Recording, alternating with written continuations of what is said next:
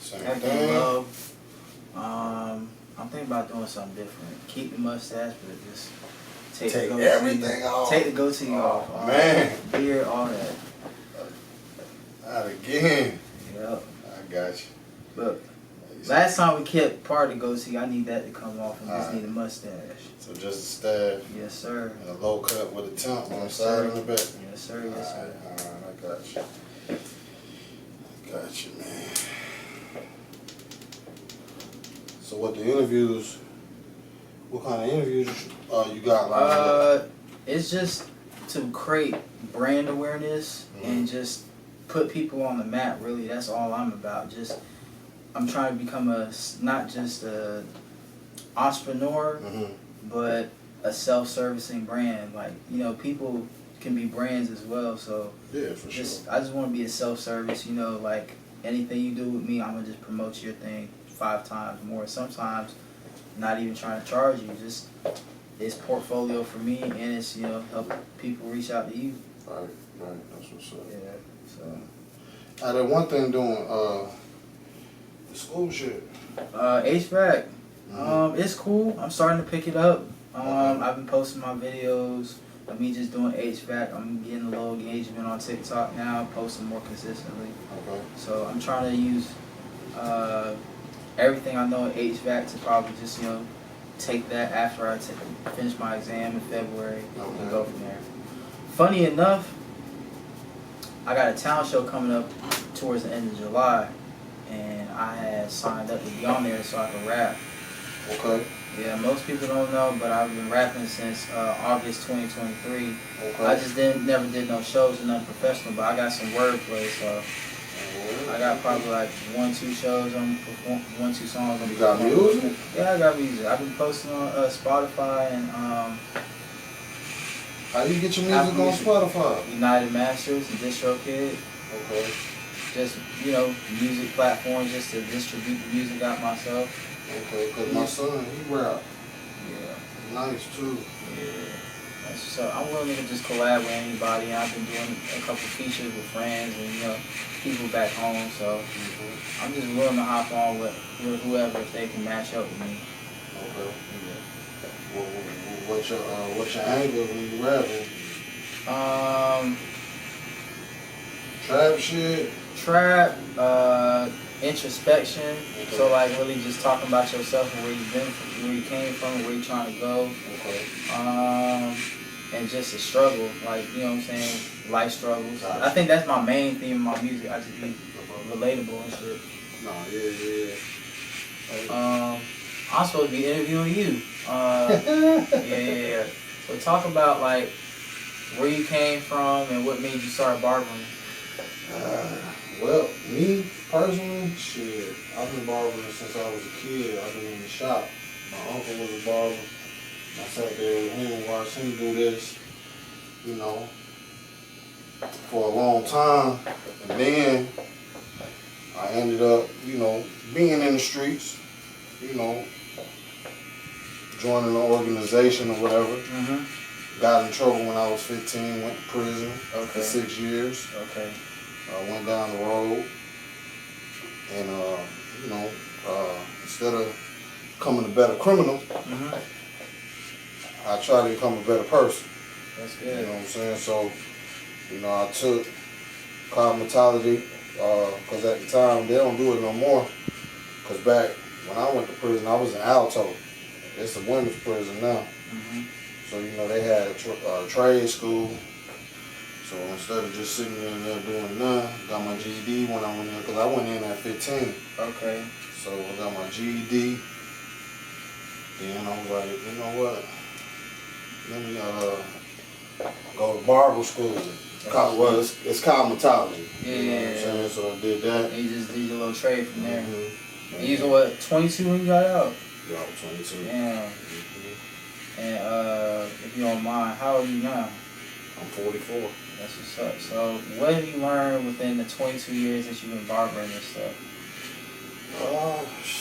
It ain't easy, bro. It ain't easy. Like, especially now that I work for myself. I never worked in a shop, You know, I ain't take it serious until, like, I always know how to cut. Like, I cut my people you know, friends and family for a long time. Never really took it serious because, you know, I had kids, I have to work. But 2020 hit, COVID hit, and I got a call from one of my partners. You know, he manages local rappers, and they were doing a video. They called me. I went to the video shoot, got them all right, and I was like, you know what? Maybe I can just do this for a living now. Yep. So I ended up saying I don't want to work in nobody's shop because I don't want to pay nobody booth rent or nothing like that. I can work for myself. Ended up, you know, COVID happened, which made it easier to transition from not going into the shop. I was like, I'll just do mobile. I'll just pull up on people. And I've been going with that since 2020. That's crazy because I feel like COVID like really made or break people. So. Oh yeah, facts. I know for me, that's when I really started like my book writing and like my media stuff right then, because all I had was just time. No, yeah. Especially when we couldn't go nowhere. Yep. When we couldn't go nowhere, it was like, what you gonna do? Yep. And the book that I dropped, it was a tell-all, but at the same time, I did like first person POV biography. So it's like, it's almost like I wrote a movie script, but a book at the same time. So in the sense, I was like trying to create scripts because I want to be a filmmaker and stuff too. You trying to take your talents to Hollywood? I ain't trying to take my talents to Hollywood. I'm trying to be Hollywood. Trying to be Hollywood. I'm trying to have people come to me. That's even better. Yep. That way they ain't gotta audition or nothing. You good enough, you showcase what you do.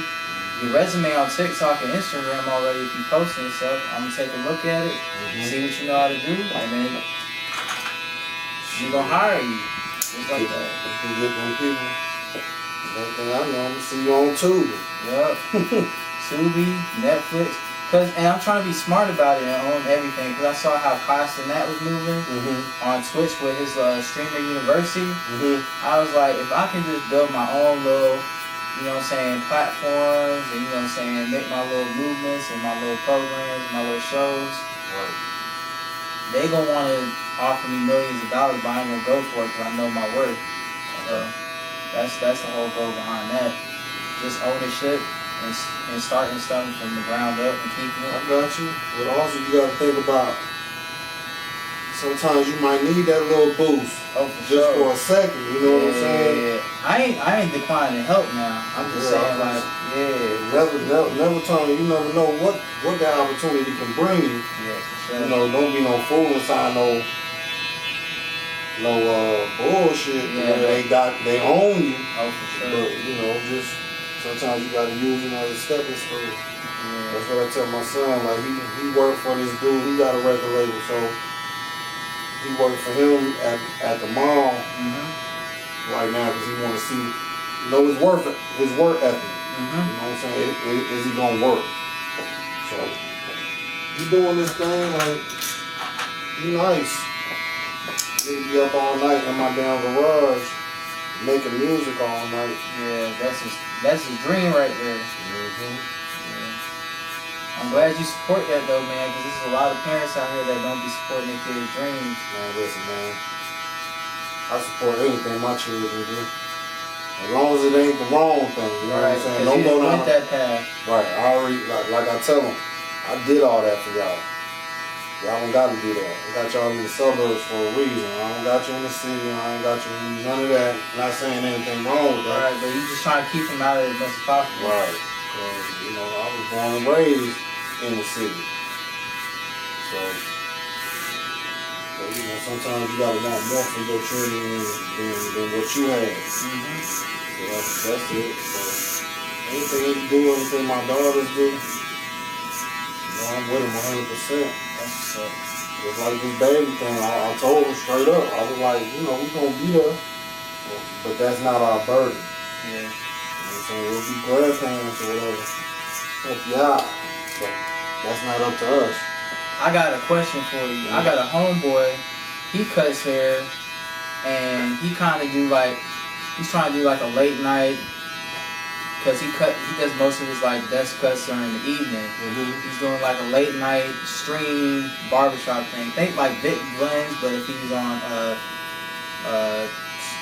Twitch or stream, right? Okay. Being that you've been cutting and talking to people in the chair for so long, what would you say to somebody that's trying to put that all on live stream and camera? Go for what he know. Okay. But that's the wave. That's the wave, man. Like, you can go on YouTube right now and type in barbers, and that's what they do. They got their camera set up, everything, and they sit there and politic and talk just like it's a barbershop. Yeah. You know what I'm saying?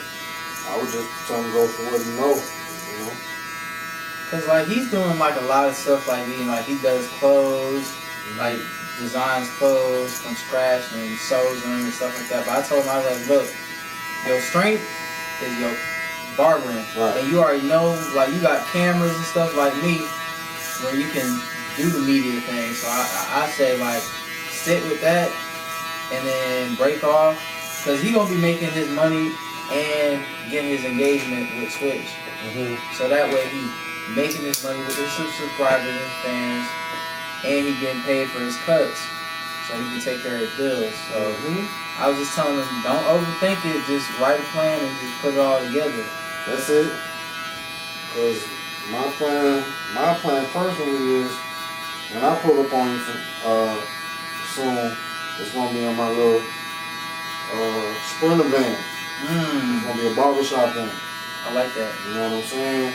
That's my goal to do, so we don't have to be inside nobody's house and we ain't gotta sweep up and do all that after I'm done. Yeah. It's just boom, boom, boom, jump in the chair, watch some TV, depending on what time it is, turn on the game, have some music playing, and vibe. A mobile van is gonna be your best bet, bro. Like you gonna make some bread off that. I already know, bro. I'm almost there. I'm getting there. I'm almost there. Yep. Save all my pennies, bro. Yes, sir. Just for that, But that's my goal. My thing is, I don't know if I want to get a better laptop, because this ain't been able to hold all the software I need for streaming and video editing. Because my girl, she got like an $800-900 laptop, and that shit strong as hell to where I need it to be. I gotta take it to my manager tomorrow and get it fixed, but cause he be troubleshooting and fixing the laptop. But I was like, look, let me get your laptop and I'll make some bread and I'll pay you back and buy you a whole another laptop. You can get a MacBook if you want to by the time I'm done. Right. So, you gotta have a vision, man. You gotta have a vision. Without a vision, you ain't got nothing. Yeah. You can jump into whatever you want. But without a plan, 9 times out of 10 it's gonna fail, my boy. Yeah. 9 times out of 10, I done seen it. People just think, oh, I see them doing it, they making millions.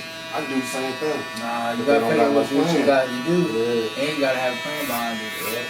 Always gotta have a plan, man. You gotta have step 1, 2, and 3. Cause my thing is, you see one camera right here, and you see the iPhone. I'm trying to have 3-4 iPhones plus 5 cameras and some lights next time I come here. Okay. Have a little studio set up.